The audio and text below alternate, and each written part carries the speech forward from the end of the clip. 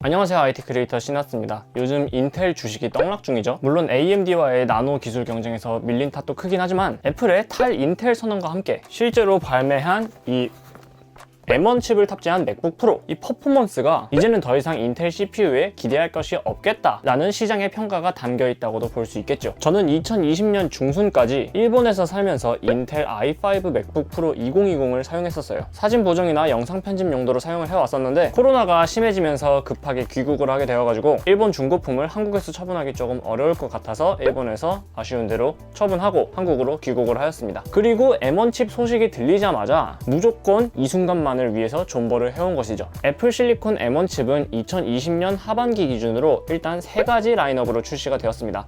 맥미니, 맥북 에어, 맥북 프로, 이렇게 3가지요. 이미 데스크탑은 가지고 있고 또 한국의 인터넷 환경이든 게이밍용이든 어쨌든 집안에 윈도우 데스크탑 하나는 있어야 된다고 생각을 해서 맥미니는 구매 고려를 생각하지 않았고요. 맥북 에어랑 맥북 프로 둘 중에서 고민을 정말 많이 했습니다. 사실 이번 M1 칩이 뭔가 성능적으로 더 보여줄 여지가 많이 보여가지고 진짜 프로의 의미로서의 맥북 프로가 아니다 라는 분들이 많아서 맥북 에어를 선택하시는 분들이 조금 많다고도 해요. 하지만 저는 이번에 맥북 에어가 맥북 프로에 비해서 그다지 많이 가볍지도 않고 어쨌든 맥북에 달려있는 그 터치바에 대한 로망을 항상 갖고 있기 때문에 맥북 프로를 선택하였습니다. 자, 그럼 뜯어보도록 합시다.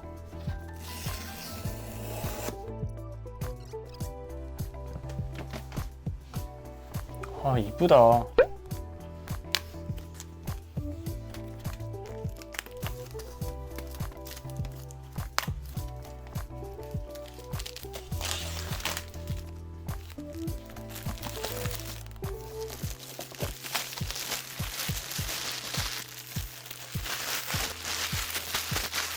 환경을 생각하지 않는 비닐.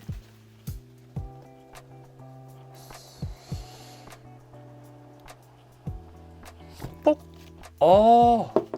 저는 맥북 프로 M1 칩 램 8기가 스페이스 그레이 색상으로 선택을 했고요.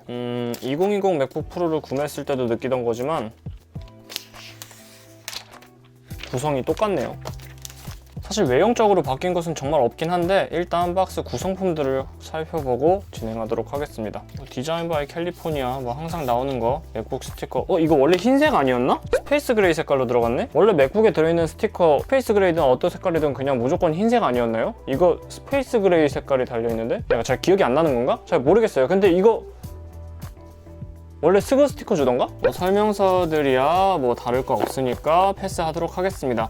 하지만 혹시라도 맥북을 처음 접하시는 분들은 무조건 설명서를 한번 읽어보신 다음에 사용하는 걸 추천해요. 꼭 맥북뿐만이 아니라 카메라든 스마트폰이든 모른다 싶으면은 인터넷에 글보다는 설명서를 먼저 읽는 게 더 나은 것 같아. 그리고 약간 거대한데 요거는 그나마 환경을 좀 생각했는지 종이로 되어 있네. 쓱 벗겨내면 61W 애플 C2C 충전기가 이렇게 동봉되어 있습니다. 얘는 환경 생각. 그리고 케이블로는 이렇게 C2C 케이블이 달려있고요. 정말 지금 딱 살펴봐도 외형적으로는 바뀐 것이 하나도 없습니다. 왼쪽에 썬더볼트 USB 타입C 포트 2개가 달려있고 이 USB 포트를 통해서 어댑터로 HDMI, DVI, VGA로 변환해서 외장 디스플레이로 출력은 가능합니다. 오른쪽에는 역시나 마찬가지로 3.5파이 이어폰 단자가 탑재되어 있습니다. 요거를 오픈을 딱 하면은 오메 쥐잉 하면서 소리가 들리네요. 키보드는 이제 완전히 나비식 키보드에서 벗어난 매직 키보드로 키감이 상당히 좋습니다.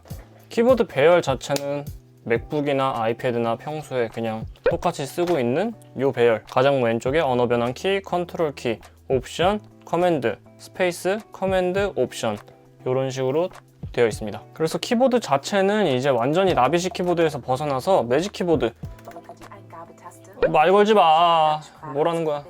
키보드 자체는 이제 완전히 나비식 키보드에서 벗어나서 매직 키보드인데 키감이 상당히 좋습니다. 반발력도 적당하고 터치바에 터치 아이디 그리고 멀티 제스처를 지원하는 포스터치 트랙패드로 얘가 신기한 게 전원이 안 들어와 있을 때에는 이렇게 눌러봐도 아무런 느낌이 없다가 전원이 들어왔을 때에는 실제로 버튼을 누르는 듯한 느낌을 받을 수 있습니다. 요즘 원격 강의나 회의 때문에 부쩍 사용량이 많아진 카메라는 720p, 그러니까 HD 화질까지는 녹화가 가능하고요. 무게 자체는 1.4kg으로 갤럭시북이나 그램처럼 엄청 가볍거나 그러진 않습니다. 맥북 에어도 1.2kg 정도로 내놓은 걸 보면은 애플이 노트북의 경량화에는 딱히 신경을 쓰고 있는 것 같지 않아 보여요.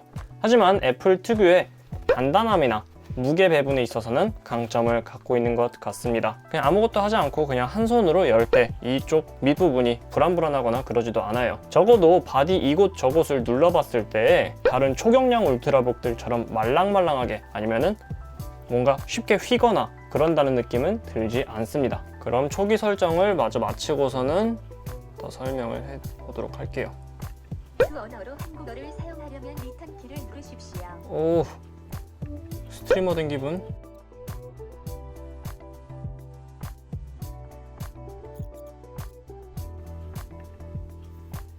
와, 진짜 빠르다. 그동안의 인텔 CPU에 대한 완전 개념을 바꿔버리는 것 같은데? 네, 그동안 초기 설정을 맞춰보고서는 어느 정도 얼추 만져봤습니다.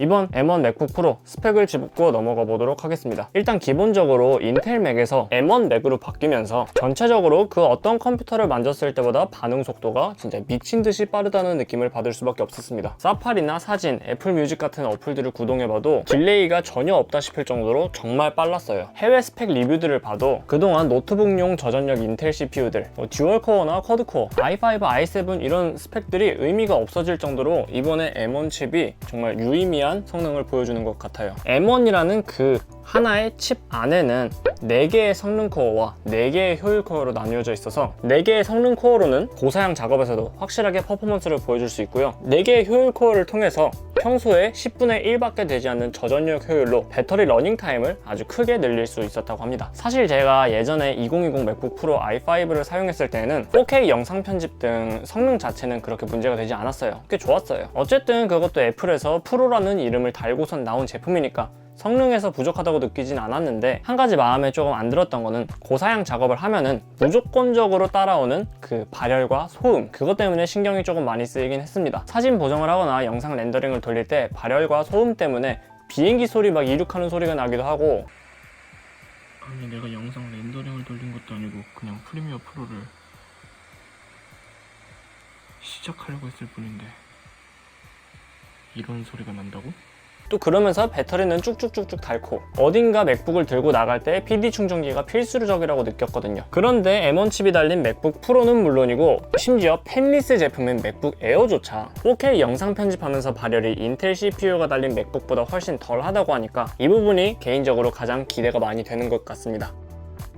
GPU도 얘기를 하고 넘어가야 될 것 같아요. 그동안 내장 그래픽이라고 하면은 사실 외장 그래픽을 달 수 없어서 경량화를 위해서 포기해야만 했던, 어쩔 수 없이 써야만 되니까 포함되었던 그래픽이라고 많이들 알고 있을 거예요. 저도 그렇게 생각을 하고요. 그런데 이번에 M1 칩에 탑재된 GPU는 그 성능이 인텔의 노트북용 저전력 CPU 내장 그래픽들을 씹어먹는 것은 물론이고 데스크탑용 외장 그래픽인 GTX 1050 샤, TI라고도 하는데, 아무튼 GTX 1050 Ti보다 보다도 높은 스코어를 보여줬다고 하니까 정말 그동안 노트북의 성능에 대한 그런 패러다임을 완전히 바꿨다고 해도 과언이 아닌 것 같아요. 그래픽 코어의 성능이 받쳐주니까 4K 영상은 물론이고 조금 더해서 8K 영상까지도 좀 더 그 대중화의 역할을 제대로 해줄 수 있는 것 같다고 생각을 들었습니다. 3D 렌더링 같은 분야에서도 인텔의 내장 그래픽을 사용한 것보다 좀 더 원활한 작업이 가능할 것으로 보입니다. 뉴럴 엔진도 짚고 넘어가 보도록 할게요. 저는 그동안 다른 영상에서는 NPU라고 얘기를 하기도 했는데 애플은 항상 뉴럴 엔진이라고 강조를 하고 있죠. 애플은 꽤 예전부터 머신러닝의 중요성에 대해서 강조를 하고 있습니다. 이번 M1 칩에서도 CPU 8코어, GPU는 7코어나 8코어, 그것 외에도 16코어의 뉴럴 엔진을 탑재하여서 동영상 분석이나 음성인식, 이미지 프로세싱의 영역에서 기존의 CPU가 하는 것보다 훨씬 더 빠른 처리가 가능하게 되었다고 이야기를 하고 있습니다. 저는 개인적으로 영상 편집 프로그램과 함께 이렇게 맞물려서 파이널 컷 프로에서 좀 더 원활한 편집이 가능해질 것이라고 기대를 하고 있습니다. 디스플레이도 짚고 넘어가 보도록 할게요. 애플의 레티나 디스플레이의 퀄리티는 언제나 믿고 쓸 수 있죠. 최대 500니트 밝기와 P3 생명력 지원으로 정확한 색 표현이 가능하고요. 2560, 1600 해상도로 고화질의 영상이나 작업을 하기에도 부족함이 없다고 생각을 합니다. 트루톤 기술이 들어가 있기도 한데 저는 개인적으로 트루톤을 키면 뭔가 누래지는 느낌이 싫어서 아이폰이든 아이패드든 맥북이든 트루톤은 항상 끄고 사용하는 편입니다. 배터리 용량 자체는 약 58W가 탑재되어 있어서 특별히 큰 용량이라고는 생각되지 않는데요. 인텔 CPU에서 벗어나서 M1 칩을 사용하다 보니까 아까 말씀드린 미친 듯한 전력 효율, 그 덕분에 최대 20시간 정도의 배터리 러닝타임을 보여줄 수 있다고 합니다. 물론 실사용 시간은 그보다는 무조건 짧겠지만 예전 인텔 맥북 프로 썼을 때 제가 경험했던 것처럼 3, 4시간 만에 배터리 100%에서 20%로 줄어들고 이런 일은 없으리라고 기대를 하고 있습니다. 이렇게 이쁜 맥북이 속안에 알맹이까지 완전히 다르게 출시가 되어서 분명 만족하는 사람들도 있지만 아쉬운 점도 분명히 있습니다. 태생적으로 M1 칩이라는 것이 그동안 보편적으로 사용해오던 인텔이나 AMD의 X86 시스템이 아니라 ARM 설계이기 때문에 지금 당장 100% 지원되지 않는 프로그램에 대한 불확실성이 있기도 하고, 이미 많은 IT 유튜버 분들이 지적해 주셨던 것처럼 에어와 프로 사이의 성능 차이가 크지 않다는 점이나 정말 헤비한 작업을 하기에는 아직 더 높은 등급의 애플 칩이 나올 것이 예상된다는 점, 지금 나온 맥북 프로 13인치 M1 칩만으로는 정말로 현역에서 프로들이 사용하기에는 약간 부족하다는 점, 램 선택이 8기가와 16기가 두 가지로 정말 현업에서 영상 편집용으로 쓰기에는 사실 애매하긴 하죠. 그리고 썬더볼트가 있더라도 외장 GPU 연결이 불가능하고 외장 디스플레이 연결도 공식적으로는 한 대밖에 지원되지 않는다는 점에서 정말로 현업에서 프로가 쓰기에는 애매하다고 느껴지는 제품입니다. 그리고 솔직히 인텔 맥북 프로랑 디자인도 완전히 똑같으니까 그냥 맥북 프로네? 라는 생각이 드는 것도 사실이에요. 베젤도 더 얇아지고 디자인도 바뀔 다음 세대의 맥북이 좀 더 기대해야 된다고 할 수도 있겠습니다. 그리고 공인 인증서나 액티브 X 같은 것들이 많이 사라지고 있는 추세라고는 하지만 그래도 아직까지 한국의 환경에서 맥OS, 더군다나 M1 칩이 달린 ARM 설계, 무조건적으로 윈도우 컴퓨터가 필요할 순간이 올 수도 있을 것 같다는 생각이 들어요. 그런 단점들을 생각해 본다면은 맥북 프로 M1 칩만을 메인으로 두고 사용하기보다는 이미 윈도우 데스크탑이 있으신 분들이 서브 용도로 혹은 맥북을 그냥 들여보고 싶어서 라는 분들이 사용하기에는 좀 더 적합한 제품이 아닌가 싶습니다. 그럼에도 맥북 프로 M1, 저같이 간단한 수준의 유튜브 편집이나 사진 보정을 위한 머신으로는 최고의 노트북이 아닌가 생각을 해요. 다른 영상에서 좀 더 정확히 비교를 해보겠지만 이미 살짝만 만져본 느낌만으로도 지금까지의 노트북 성능 개념과 완전히 다른 녀석이라고 생각이 들기 때문이에요. 누르면 바로 켜져. 영상 재밌게 보셨다면 좋아요와 구독, 알람 설정, 댓글 부탁드립니다. 여러분들의 구독과 댓글이 제 다음 컨텐츠 제작에 아주 큰 힘이 되니까요. 시청해주셔서 감사합니다. 지금까지 IT 크리에이터 시나스였습니다.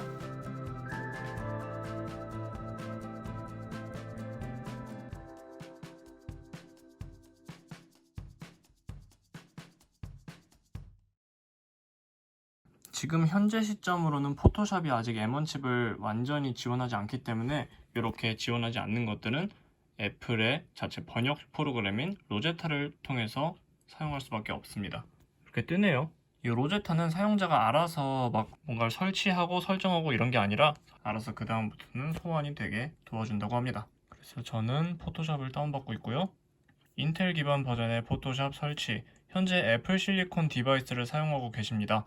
애플 실리콘에 대한 이 앱의 새로운 버전이 개발되기 전까지는 현재 디바이스에서 인텔 기반의 버전을 사용해 주십시오. 네, 이런 식으로 설치하면 됩니다. 그냥 로제타라고 해가지고 뭔가 어려운 건 아니고 그냥 알아서 맥북에서 다 해주니까 겁내지 않으셔도 됩니다. 반면에 라이트룸 같은 경우에는 현 시점에서 애플 실리콘 지원이 가능합니다. 그래서 설치를 눌렀을 때 라이트룸 설치, 현재 애플 실리콘 디바이스를 사용하고 계십니다. 현재 컴퓨터에서 라이트룸에 애플 실리콘 버전이 기본적으로 열리지만 언제든지 기타 메뉴에서 라이트룸에 인텔 버전에 액세스할 수도 있습니다. 뭐 호환성이나 이런 것들 문제가 아닌 이상 인텔 버전을 열 이유는 없겠지만 아무튼 이런 식으로 설치가 된다는 거. 라이트룸 클래식 같은 경우에는 아직 애플 실리콘 버전이 개발이 안 되었네요. 그래서 이렇게 어도비 같은 경우에도 발빠르게 애플 실리콘에 대한 지원을 마무리하고 있고, 마이크로소프트의 오피스 365도 지금 현 시점 12월 22일 기점으로는 완전히 워드, 파워포인트, 엑셀 다 애플 실리콘 지원이 가능하다고 하니까 호환성에 있어서 생각보다 소프트웨어 회사들이 지원을 빨리빨리 해주는 느낌인 것 같습니다. 근데 진짜로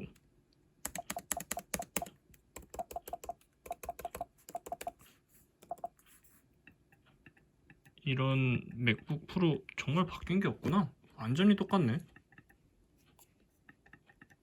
아, 이 누르는 느낌은 언제 눌러도 기분이 좋단 말이야. 이걸 어떻게 구현해내는 거지? 진짜 신기해.